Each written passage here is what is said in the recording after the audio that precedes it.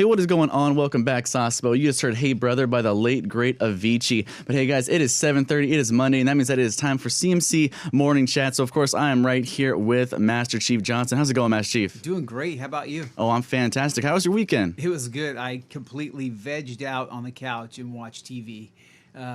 And then I always go to church, so it was good. It was good for me and Dory. Oh, yeah? Good service? Yeah, great service, always. Very nice. Hey, have you made it down to Nagasaki at all? Yeah, since I've been in Japan for so long, I made it down there a couple times, mainly just checking out the Peace Park.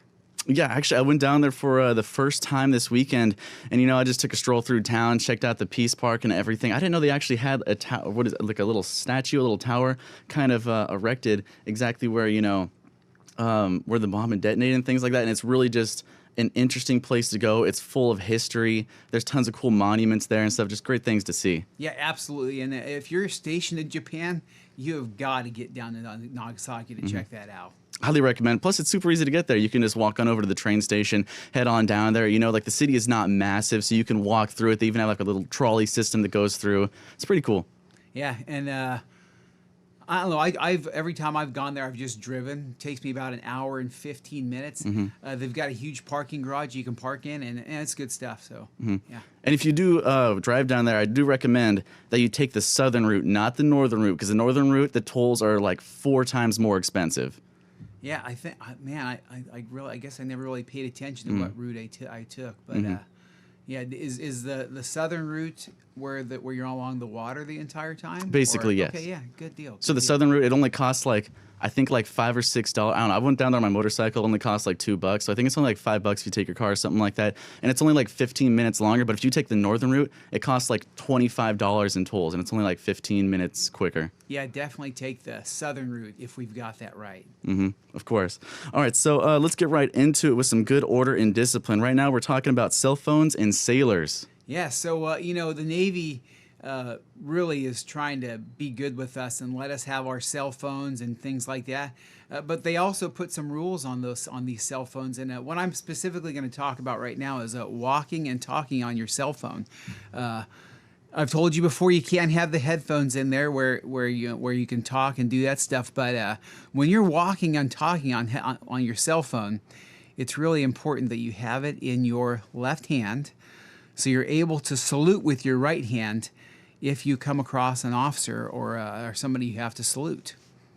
Oh, really? I didn't even know that you could talk on your phone while you were in uniform and stuff like that. Because at my last command, they didn't even let us do that. Yeah, so a little while ago, the Navy came out and said, hey, we'll allow you to wear them on your belts, but you need to wear it abaft a beam, which is basically behind where you can't see it on your uniform when you're looking at you from the front. And then they talked about how you could walk and talk as well. But if you come to a situation where you have to salute an officer, you're supposed to drop the phone and then provide the salute, and then continue on. And obviously, with that salute comes a greeting. Of course, good info. Did you say abaft a beam? Abaft a beam. I know it's it's a Navy term. It's basically the beam of a ship is the sides of the ship, and so abaft is behind the side of the ship, I guess, is what it refers to. Interesting. My 5 years, I've never heard that one before. I'd be like, what does that mean? But all right, so that's what it means. It needs to be behind you, people.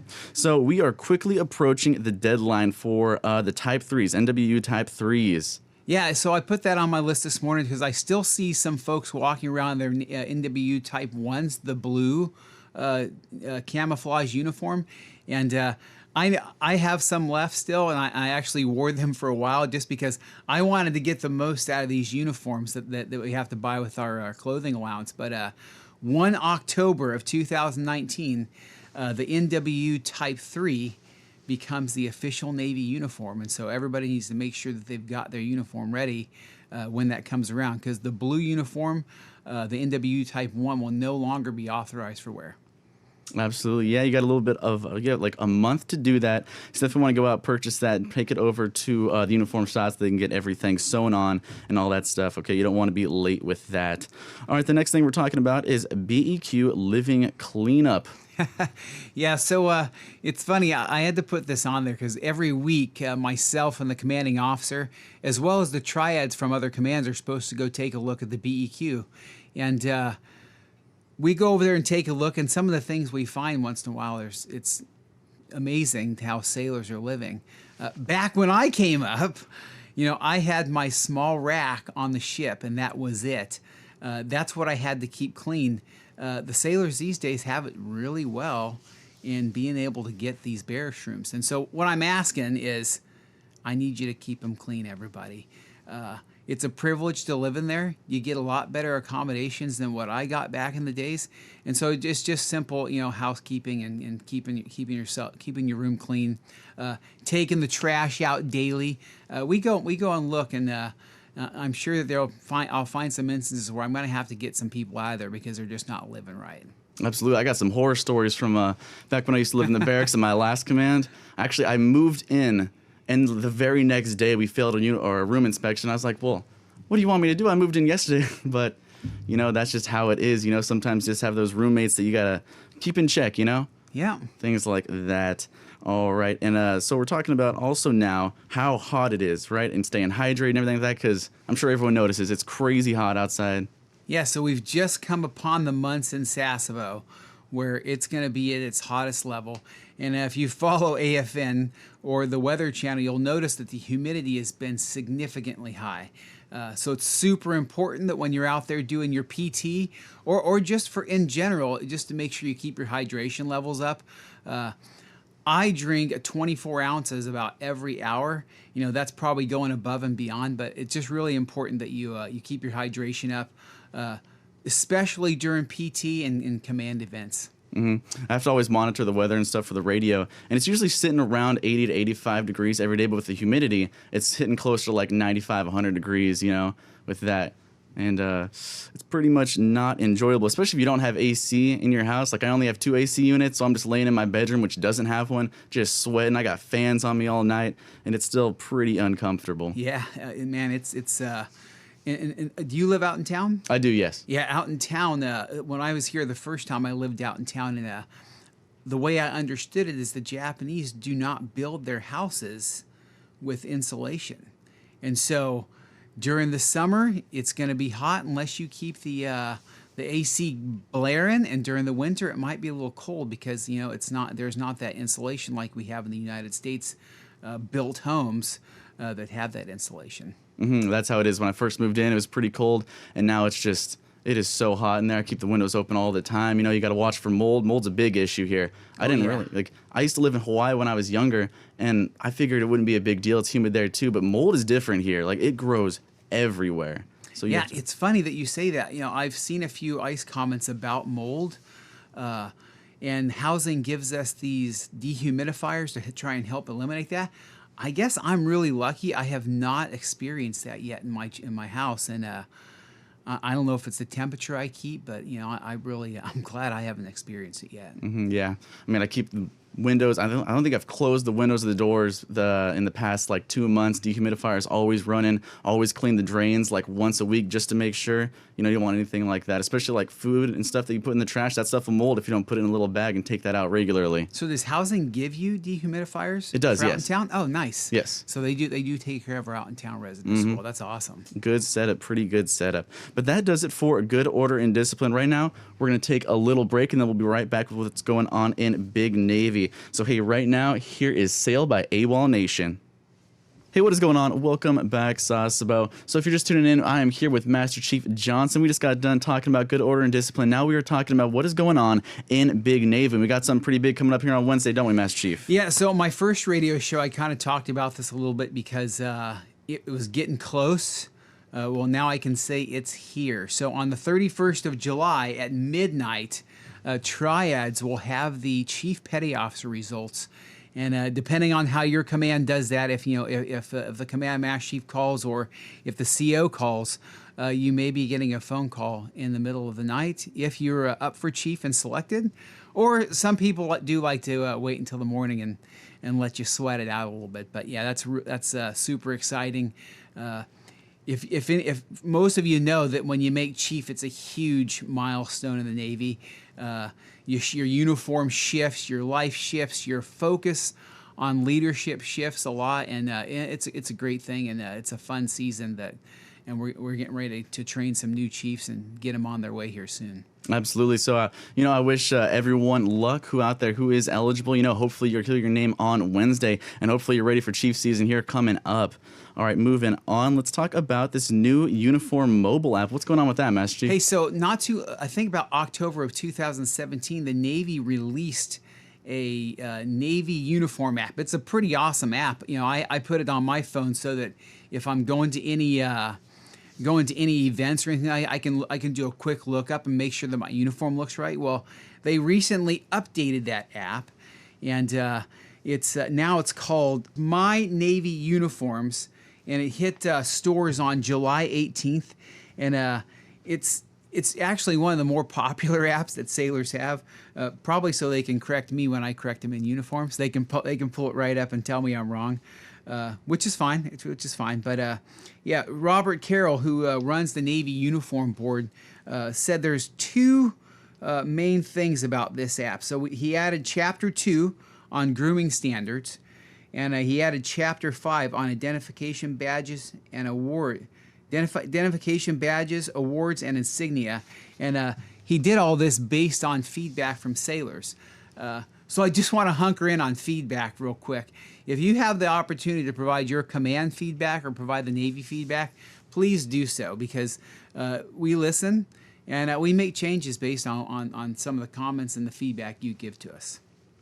Yeah, mobile app. Geez, we were really living in the 21st century here. I wish I knew about this a couple of years ago. I remember back when they first made it allowed so that sailors could they could shave like parts into their hair, right? Yeah. And everyone wanted to say that was against regulations. I remember everyone was always bringing around the rag in their pocket, written on paper, just to like show people so they didn't have to go shave all their hair off and stuff. But I mean, now if you can just get an app on your phone, you don't even need to do all that stuff. Yeah, absolutely. All right, that is great. So now we got the 2019 personnel and policy changes here coming up. What's going on with that, Master Chief? So on the 25th of July, the United States Navy blog is they basically took all this information and they put it into one area so that you could just go to it and check it out. And so basically, if you're looking for your next billet, if you're looking about exam requirements, if you can apply for different pay grades, this blog is for you. And they just got it all in one place, and it's at the Navy Live blog. If you do a Google search for that, that'll come up, and it just lists all of the things. But so much policy comes out in the Navy all the time that sometimes it is difficult to stay ahead. And so this was probably as some feedback came from sailors as well, and say, hey, there's so much. How do we figure this out? And so they consolidated and put it all in one place. That way, they make it easier for us to go get the information. So check that out. That is so true. There is so much stuff you got to know, and there used to be so many different places you had to look, but I guess that makes things way more convenient now. Yeah. Everything's just going right online. Yep. Of course. All right, we got summer safety coming up here. What is going on with that? Hey, so, during this time, we always focus on safety. And we talk about heat stress and barbecues and all the things that come along with summer, the beaches and things like that. Hey, but we really want you to remember that, suicide prevention during the 101 critical days of summer is super important as well. And this, for me, this goes hand in hand with what I always talk about with helping each other and taking care of each other as a family. And so there's some key elements here that go along with summer safety that also have to do with suicide. And the first thing is alcohol. When people drink alcohol, it kind of reduces their inhibitions to what's going on around them. And if they're dealing with a hard time, drinking that alcohol can cause them to feel more suicidal or want to do something, that could harm themselves. The other thing is trying to keep access to lethal means to a minimum. So things like firearms and medications, things of that nature. If you know of your shipmates that have things going on, you want to be looking out for them. Make sure we limit their access to those things. And then, of course, really important with summer is staying connected with family and friends, and that goes hand in hand with suicide prevention. And making sure that you stay connected with your friends and your family, and really just knowing them and knowing their mannerisms and how they act on a day-to-day basis, so you can catch it if you see them shift in their mindset or the way they're acting. Absolutely, this is so important. If you spend any good amount of time in the military, like you've probably seen this firsthand. I know that I have personally, and it's just you need to be out there for everyone. You need to look after your friends. They basically are your family, especially while you're out here. So if you notice anything, get them the help they need. Listen to them. Be someone that they can rely on, because that's what we all need. We're all just people out here. Yeah, and if you see anybody who is in your shop or in your division that's that way, there's a simple acronym like we use in the Navy that you should know, and it's ask, care, and treat. And the bottom line is that ask, you just want to ask them straight up. Are you thinking of killing yourself? A lot of people think it's crazy. Oh man, I don't want to. Like beating around the bush. Don't beat around the bush. You want to ask them straight up. The care part is you caring about them and making sure they know that you're gonna keep them safe and you're gonna help them out. And then the treat is it's standard. We got to get them over to medical to get them to the professionals to help them get that treatment. So ask, care, treat. Absolutely. Especially in today's day and age, like there isn't that stigma with mental health that there used to be. Like nowadays, everyone just wants to be supportive and help each other out. Absolutely. Absolutely. We're done with all that. We want to move past it. We just want to help each other. Yep. And the last thing on my list this morning just is, again, GI Bill benefits. The 21st of July, Military Times published another thing about GI Bill. So if you're interested in using the GI Bill, go check out that Military Times article, and it'll give you everything, the ins and outs, and what you need to do with how to use your GI Bill. Absolutely. And thank you for that. So let's move on to what is going on locally here in Sasebo. What's going on with Kate over at Harborview, Mass Chief? Hey, so Kate and her team over there just won some awards for Best in the Pacific. And they won it in 2 categories. We're small. And I do see people, it's hard to please everybody. I see some nice comments about this, but Kate and her team over there are doing a great job to give us some good service over there. Mm-hmm. I mean, I love it over there. I mean, it's right across the street. I go there all the time. And it's like, where else are you going to really get American food? Yeah, absolutely. This base is the only option, really. Absolutely. And, I like it over there. They also just redid the menu and everything. And there's a lot of great stuff on there. So everyone should go check that out. Yeah, Kate told me she's redoing the menu about every 3 months. And it came up on a nice comment. So they're also posting that menu online. Mm-hmm. So we got tons of things here to help keep you guys busy when you're on Liberty, starting with Hostenbosch, got 99 Islands, things like that. Yeah, so this week, instead of talking about MWR stuff, because I noticed that the DJs talk about MWR a lot, I just want to throw a couple things. If you're new in Sasebo, or if you've been in Sasebo for a while and you just haven't got out, we got Hostenbosch out there. It's about 7,000 yen for an adult and 6,000 for a youth. We got 99 Islands, a pirate sightseeing ship that's about 1,400 yen, and 1,400 yen.